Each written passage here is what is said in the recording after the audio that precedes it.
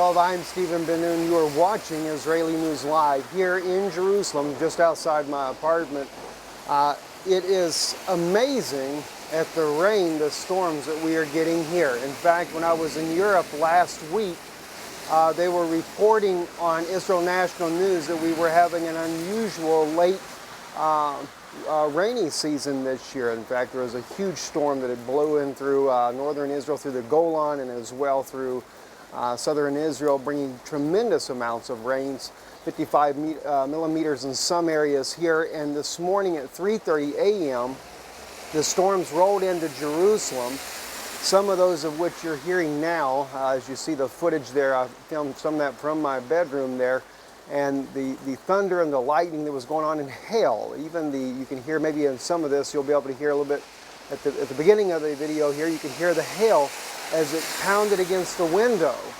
And it is still coming down. It's about 7:30 this morning. The rains are heavy, and I'll be out this morning trying to pick some of this up, because to get this heavy of a rain is kind of unusual.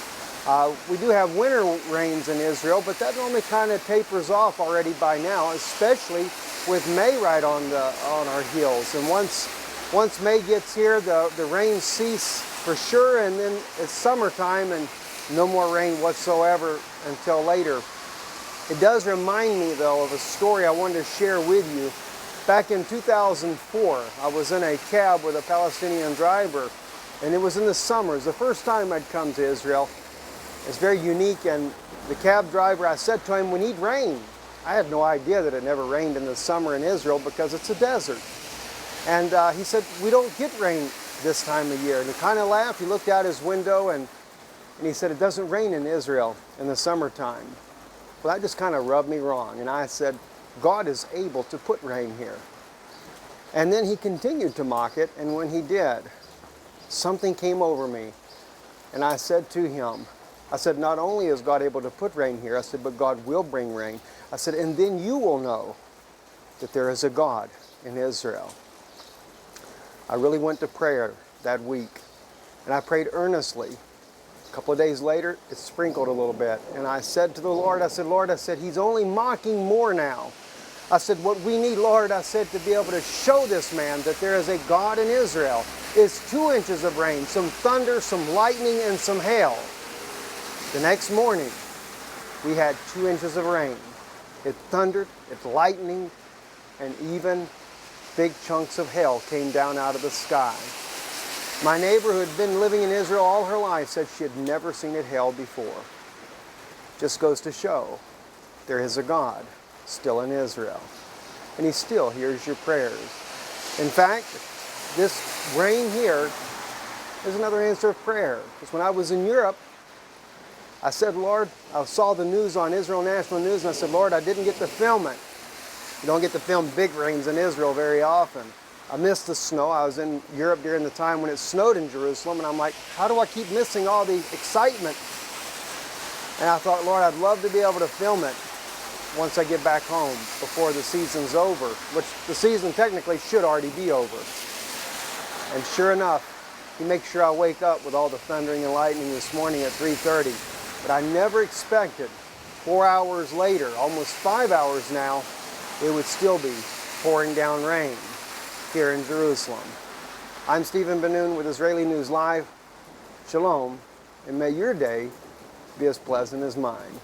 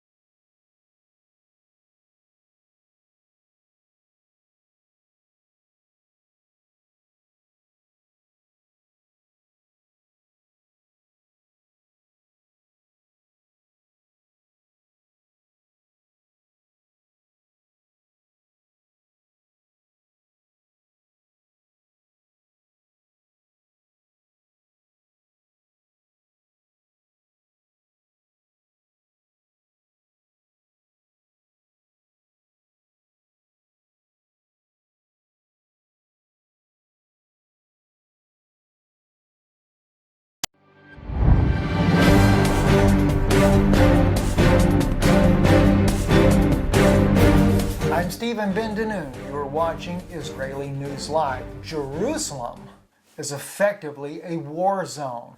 Even declared today by Mahmoud Abbas, reported on Arutz Shiva, IsraelNationalNews.com, reported this very statement here hours after claiming the Palestinian Authority not declaring an intifada, which is something that Abbas had said on news after his statements earlier in the week, where he had claimed that the Israelis, it is not enough to say, quote unquote, settlers came, but they must be barred from entering the compound by any means.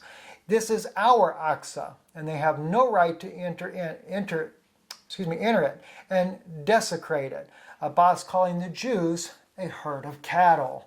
Then he goes on Israel's television saying that he had not declared an intifada whatsoever. This is not what he meant when he said stopping them by any means.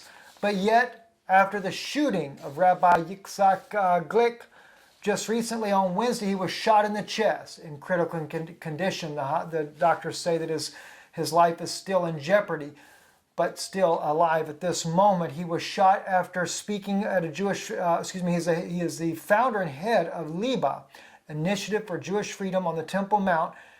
He was shot on Wednesday night outside the Begin Heritage Center in Jerusalem after the shooter pulled up in a motorcycle or scooter and confirmed his identity before shooting him. He had been speaking minutes before being shot at the event for Jewish rights on the Temple Mount that had hosted the leading religious figures and MK's Likud, MK Moshe Phelan with Glick as he was shot. The terrorist, who was also killed by special forces, 32-year-old Islamic Jihad terrorist Mutsa Hayazi of Abu Tor in East Jerusalem. The Israelis reported that he was resisting arrest when trying to arrest him and was shot and killed. Shortly thereafter, the Islamic Jihad claimed responsibility for the attack and saying it was vengeance for what is going on in Jerusalem. Now the riots, of course, have been going like nuts because the Israeli authorities have closed the Temple Mount, even Al-Aqsa Mosque, to both Jews and non-Jews alike, being the Arabs, the Palestinians, which this is called Abbas to declare war, a declaration of war. Israel's closure of the Temple Mount to all visitors, Jews and Muslims alike, reporting by Israel National News following the shooting of the Temple Mount rights advocate Yehuda Glick, is tantamount to a declaration of war, Palestinian Authority Chairman Mahmoud Abbas stated on Thursday. The dangerous Israeli escalation is a declaration of war on the Palestinian people and its sacred places on the Arab and Islamic nation. His spokesman, Nabi Abu Rodini, quoted him as saying, "We hold the Israeli government responsible for this dangerous escalation in Jerusalem that has reached its peak through the closure of the Al-Aqsa Mosque," which is, of course, the Temple Mount. This morning on AFP was reported there. Now, the problem that we have here, naturally, he blames the Jewish people, but yet it was the Israeli police, border police, that finally testified on a news program, Channel 2 News, that said that their hands were tied. They would have to stand like dolls while the Palestinians were attacking the Jews. And of course, only a little over a week ago, we had the little baby girl, 2 years old, and a 21-year-old young lady that were killed by a Palestinian terrorist just driving across the median, ramming up there at Ammunition Hill at the light rail transit system as they were getting off, coming back from the Kotel, the Wailing Wall. And of course, the police have been made to stand down, not doing anything about all the violence. So the Jewish people, the Israelis, have taken to the street protesting that the police do more to protect them from this escalating violence. And of course, Abbas is blaming the Israelis when the Israelis are doing everything to bow to political pressures and the whims of the European Union and the United States as well. It's about time the Israelis stood up for the Jewish people and for the rights of our homeland, the rights of the capital of Israel, Jerusalem, the rights to the Temple Mount, the most holiest site in all the world that has been desecrated by the Dome of the Rock and the Al-Aqsa Mosque. It is a shame that these items are even there. Something should be done soon by the Israeli government to remove them, to restore the very nation that God himself had promised to the Jews that they would return and are now in their homeland. I'm Stephen Ben-Danoon with Israeli News Live.